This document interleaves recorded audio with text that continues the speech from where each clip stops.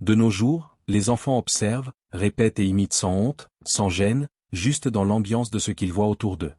Si vous êtes parents, asseyez-vous bien et écoutez. Ce que Léo et Lina ont fait va vous faire rire, soupirer, et peut-être même dormir la nuit prochaine avec vos clés de chambre sous l'oreiller. Dans un petit quartier poussiéreux, une maisonnette s'élevait, ses tôles rouillées grinçant au moindre vent et ses carreaux craquant comme des os fatigués. C'est là que vivait Léo, un garçon de 9 ans, vif, curieux, toujours en train de poser trop de questions, et sa petite sœur Lina, 7 ans, qui ne cessait de copier tout ce que son frère faisait, comme si elle n'avait d'autre modèle que lui. Un matin ensoleillé, Tata Flora pliait du linge dans sa chambre, quand Léo entra, les mains croisées derrière le dos, marchant comme un juge prêt à prononcer une sentence. « Tata, dit-il lentement, pourquoi toi et papa faites des bruits bizarres dans votre chambre la nuit ?» Flora se figea aussitôt, une chemise glissa de sa main et tomba au sol. « Quel bruit ?» demanda-t-elle, feignant l'ignorance. « Tu sais, répondit Léo, quand tu cries, oh oui, continue, ne t'arrête pas. Mais papa était déjà dans la chambre, alors, tu disais ça à qui exactement ?» Le cou de Flora se tourna brusquement, comme un lézard qui surprend un faucon au-dessus de sa tête. « Parfois, dit-elle en bégayant, j'encourage ton père comme ça quand il rentre tard du travail, pour qu'il se sente accueilli. » Léo fronça les sourcils. « Mais tu as aussi dit, mon doux papa. Mais c'est notre papa à nous deux, pas seulement le tien. » Flora en eut assez. Elle pointa la porte comme un arbitre brandissant un carton rouge. « Va te brosser les dents, siffla-t-elle. » Mais Léo n'oubliait jamais rien. Quelques heures plus tard, il retrouva Lina, assise avec sa poupée, peignant ses cheveux comme une coiffeuse d'un salon miniature. « Lina, chuchota-t-il. Tu sais pourquoi Tata fait des bruits étranges la nuit ?» Lina leva de grands yeux ronds. « Toi aussi tu les as entendus ?» demanda-t-elle. « Oui. » dit Léo. « Et en plus, le lit fait boum boum boum comme un tambour. » Lina haussa les épaules. « Peut-être qu'elle rêve. » Léo secoua la tête. « Non, c'est bien réel. Tu sais quoi? Je vais demander à mes copains demain à l'école. » Le lendemain, à la récréation, Léo se posta avec quelques garçons, parlant comme un chef de mission en plein mystère. « Est-ce que vos parents font des bruits la nuit ?» demanda-t-il. Les garçons éclatèrent de rire. « Tu veux dire, comme se battre ?»« Non, pas ça, répondit Léo, comme si le lit tremblait et que maman criait. « Oui papa, ne t'arrête pas. » Les garçons restèrent bouche bée. « Tu as vraiment entendu ça de tes parents ?» demanda Julia. Léo hocha la tête fièrement. Un autre garçon, plus malicieux, murmura, « Tu devrais vérifier la prochaine fois. Cache-toi derrière un rideau et observe bien. » Les yeux de Léo s'écarquillèrent. « Tu sais quoi? Bonne idée. La prochaine fois que j'entends ces bruits suspects, je regarde. » Pendant ce temps, à la maison, Flora et son mari Clément avaient une discussion sérieuse, presque comme une réunion secrète. « Chérie, murmura Flora, as-tu entendu ce que Léo m'a demandé hier ?» Clément soupira, fatigué, comme un vieux moteur qui démarre mal. « Oui, ce garçon capte les choses plus vite que le Wi-Fi. Si on ne fait pas attention, il va nous exposer sur TikTok pour les mauvaises raisons. » Flora hocha vivement la tête. « Il faut leur donner une chambre séparée avant qu'ils commencent à tenir des réunions familiales pendant nos Olympiades de nuit. » Clément grimaça, mais au même moment, quelqu'un frappa à la porte.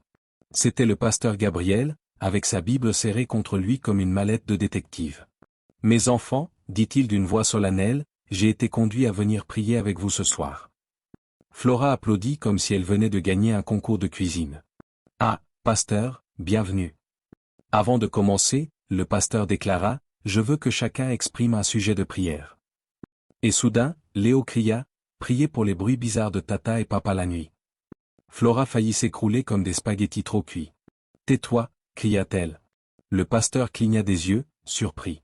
Clément pria pour la paix dans la famille, Flora pria pour la protection divine, et Léo ajouta à voix haute, « Et aussi, Seigneur, apporte la paix dans leur chambre. Plus de ne t'arrête pas. » Le pasteur posa la main sur sa tête comme s'il venait de perdre son signal. Puis, fermant les yeux, il pria calmement, « Seigneur, apprends à tes enfants à réduire le volume. Que les missions nocturnes ne deviennent pas des croisades publiques. » Lina chuchota doucement, « Amen. » Cette nuit-là, à 22h pile, Léo se glissa comme un ninja derrière le rideau. Mais silence. Pas un bruit. Juste un ronflement qui remplissait la maison. Déçu, il retourna se coucher. Peut-être que les prières du pasteur ont marché, murmura-t-il. Mais la curiosité de Léo n'allait pas s'arrêter là. Quelques jours plus tard, un samedi soir, Alors que les grillons chantaient et que les étoiles brillaient comme des yeux curieux, Léo resta éveillé. À 22h13 exactement, un premier éclat de rire se fit entendre. « Oh oui, papa !» Les oreilles de Léo se dressèrent. Il colla son œil au petit trou du rideau. Ce qu'il vit le fit écarquiller la bouche. Effrayé et confus, il retourna vite se cacher. « Lina, chuchota-t-il, es-tu réveillée ?»« Oui, répondit-elle. Tata et papa, ils jouent à une sorte de lutte bizarre, mais ça ressemble aussi à une danse. Le lit saute comme une chèvre. »« Waouh !» souffla Lina. « On devrait essayer demain soir. » Léo hocha la tête. « Oui, on appellera ça l'opération, ne t'arrête pas. » Le lendemain, pendant le culte, le pasteur Gabriel demanda à Flora de clarifier. « Que voulait dire ton fils par ces bruits ?» Flora se tortilla sur sa chaise. « Eh bien, parfois, nous faisons des exercices nocturnes. »« Des étirements ?» demanda le pasteur, étonné. « Oui, enfin, des moments intimes de couple. »« Alors le fameux ne t'arrête pas, c'est une sorte d'encouragement ?» Flora rougit. « Oui, exactement. » Le pasteur ouvrit sa Bible et lut, Ecclésiaste 3h7, il y a un temps pour parler et un temps pour se taire. Et j'ajouterai, un temps pour baisser le volume.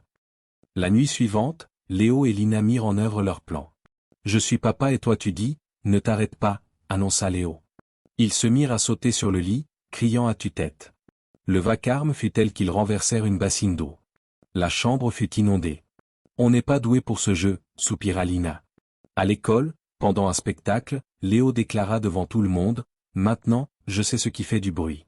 Papa monte dessus comme un karatéka, et Tata crie comme si elle regardait un match de foot. Les garçons éclatèrent de rire.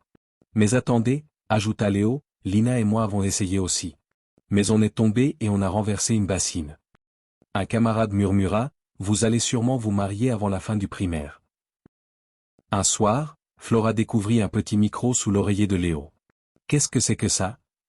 J'enquêtais, répondit-il fièrement. Cette fois, Clément convoqua une réunion familiale.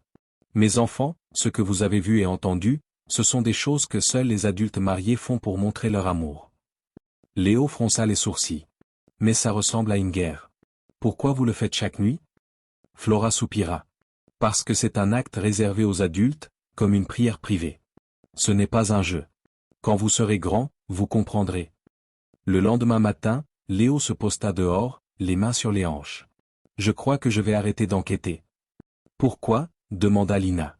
Parce que la nuit dernière, j'ai entendu papa dire, on atterrit. Et Tata a crié, oui, atterrissage. Je ne veux pas savoir dans quel aéroport ils étaient. Leçon finale. Leçon 1, les enfants ont des yeux petits, mais ils voient de grandes choses. Parents, faites attention à ce que vous laissez paraître.